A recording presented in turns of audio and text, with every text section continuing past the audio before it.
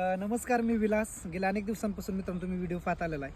माझ्या हातामध्ये साप असणारा रॅट स्नेक जातीचा आहे. धामणे पूर्णपणे बिनविषारी आहे. बरेच लोक काय करतात की असे साप जर दिसलेच तर त्याला मारतात.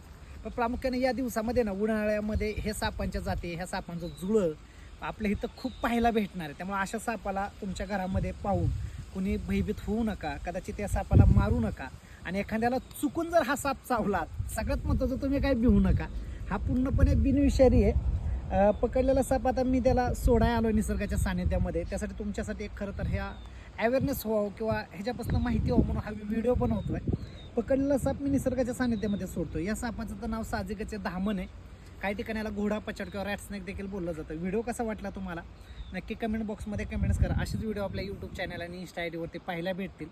ह्या दिवसामध्ये गेल्या अनेक दिवसांपासून साप पकडतोय. ह्या साप म्हणजे याच्यामध्ये पिवळा पण असतो, काही फिक्कट काळसर पण असतात. हा थोडा कमी काळसर आहे आणि कमी पिवळसर आहे. खालची स्किन जर पाहिली तर ही थोडी पांढरी आहे. आणि काही सापांच्या रॅट स्नेक म्हणजे धामण जातीच्या पूर्ण हा पिवळा भाग राहतो. म्हणजे असे पण साप तुम्हाला पाहायला भेटतात. त्यामुळं अशा सापांना कोणी पाहून भिवू नका. पकडलेला सापात आपण सोडतो.